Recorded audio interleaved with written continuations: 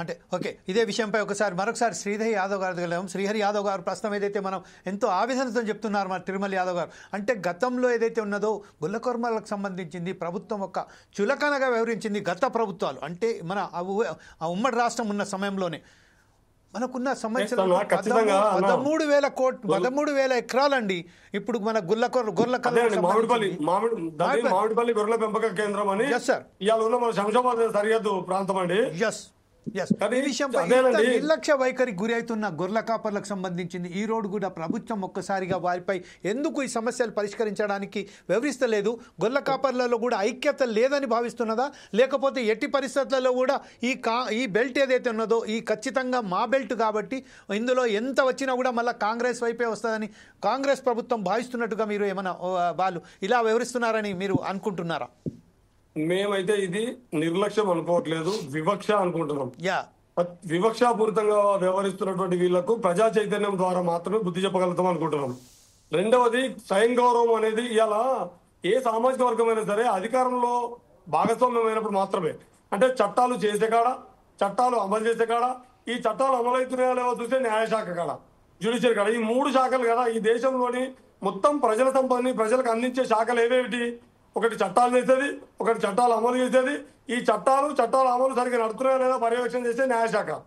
ఈ 3 మన జనాభా నిష్పత్తి ప్రకారము మన ఐడియాలజీని, మన ఆలోచనని, మన జీవన విధానాన్ని ప్రతిబింబించి తెలిసి మొత్తం ఆవాహన చేసుకొని ఆలోచించగలిగే వాళ్ళు లేకపోవడం అనేది మొదటి కారణం. రెండవది, అది దక్కాలంటే కూడా ప్రజా చైతన్యమే కీలకం. కాబట్టి మేము ఇప్పటి తరం పిల్లలుగా మేము మా గత తరాలు చేసిన నిర్లక్ష్యం వల్ల మేము ఇలా వివక్షకు గురవుతున్నాం. కానీ మేము ఇప్పుడు నిర్లక్ష్యం చేస్తే మా భవిష్యత్తు భావితరాలు కూడా మళ్ళీ అదే పరిస్థితి వస్తాయని చెప్పే మా తిరుపతి యాదవ్ లాంటి వాళ్ళు, మా గంట రామలన్న లాంటి వాళ్ళు, ఇప్పటి తరం చాలా మంది వాళ్ళ పేర్లు ఒక్కొక్కరు విడివిడిగా చెప్పడం కాదు, మేమందరం చిత్తశుద్ధితో మేము కూడా ఒక్కొక్క రాజకీయ పార్టీలో సభ్యులమే. కానీ మాకు రాజకీయ పార్టీ అనేది సెకండరీ. మా ప్రియారిటీ మా జాతి అభివృద్ధి, మా జాతి సంక్షేమం. ఈ అభివృద్ధి సంక్షేమం రెండింటికంటే ముందు మా సెల్ఫ్ డిగ్నిటీ.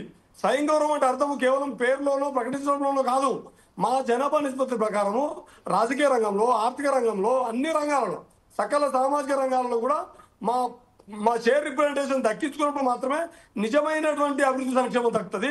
నిజంగా అభివృద్ధిలో సంక్షేమంలో మేము నిలబడ్డప్పుడు మాత్రమే నిజమైన స్వయం గౌరవం నిలబడుతుంది. ఆత్మగౌరవం అనేది ఎప్పుడు వస్తుంది? ఆత్మగౌరవం అనేది ఒక వస్తువు కాదు, ఒక థింగ్ కాదు చేతిలో పట్టుకోవడానికి. అది మొత్తము ఈ సమాజంలో సామూహికంగా లక్షలాదిగా ఉన్నటువంటి ఈ జనాభా తమ కాళ్ళ మీద తాము నిలబడి, తాము ఆర్థిక రంగంలో, సంక్షేమ రంగంలో, అభివృద్ధి రంగంలో తాము సంపుష్టిగా పరిపుష్టిగా ఉన్నప్పుడు నిజమైనటువంటి స్వయం గౌరవం, నిజమైనటువంటి ఆత్మగౌరవం నిలబడుతుంది. అప్పుడు దానికోసము, దాన్ని చైతన్యవంతం చేయడం కోసమే మేము ప్రయత్నం చేస్తున్నాం. ఆ ప్రయత్నంలో భాగమే నిన్నటి రిహార్సల్, నిన్నటి గాంధీ భవన్ నిరసన. భవిష్యత్తులో కూడా ఖచ్చితంగా వారు ఏదైతే సమయం బలహీన వర్గాల బిడ్డలుగా మహేష్ కుమార్ గౌడ్ గారు కానీ, ఆకాటి శ్రీహరి ముదిరాజ్ కానీ మాకు కొంచెం సమయం ఇవ్వండి, మేము మీ పక్షాన గొంతు మాట్లాడుతామన్నారు. మేము వారికి సమయం ఇస్తాం. వారు మా గొంతు కాకపోతే మేము మరింత వేల గొంతులతో, లక్షల గొంతులతో మరోసారి గోతులోళ్ళం, గొంగళోళ్ళం పోరాడే సంఘబోళం అవుతాం, తిరుగుబడే సంఘబోళం అవుతాం. మేము మరలబడితే, మేము నిరసన తెలిస్తే నిన్న ఎట్లుండదో చూసిర్రు, కానీ మేము మరలబడితే ఎట్లుంటది? మేము గోసి ఎగజెక్కి గొడ్డలు మర్రేస్తే ఎట్లుంటది? మేము మందల కాడికి పోయే మేము మందలు మర్రేస్తుడే కాదు, మొత్తం సమాజంలో కూడా మర్రేయగలుగుతాము, మలుపు తిప్పగలుగుతాము, మార్పు తేగలుగుతాము. అటువైపుగా మా కార్యాచరణని మేము కూడా సిద్ధం చేసుకుంటున్నాం. ఇప్పటి తరం యువత కూడా చాలా నిన్న నుంచి ఇప్పటి వరకు ఎడతెరపు లేదు. నా గొంతు చూడండి, ఎడతెరపు లేకుండా ఫోన్లు, చర్చలు చాలా గొప్ప ప్రయత్నం చేశారు. మనం మరింత వేగవంతం చేద్దాం, విస్తృతం చేద్దాం, లక్షలాది మందిని భాగస్వామ్యం చేద్దామని అంటున్నారు. మాకైతే విశ్వాసం ఉంది. మా రేపటి తరం చూస్తూ ఊరుకోదు.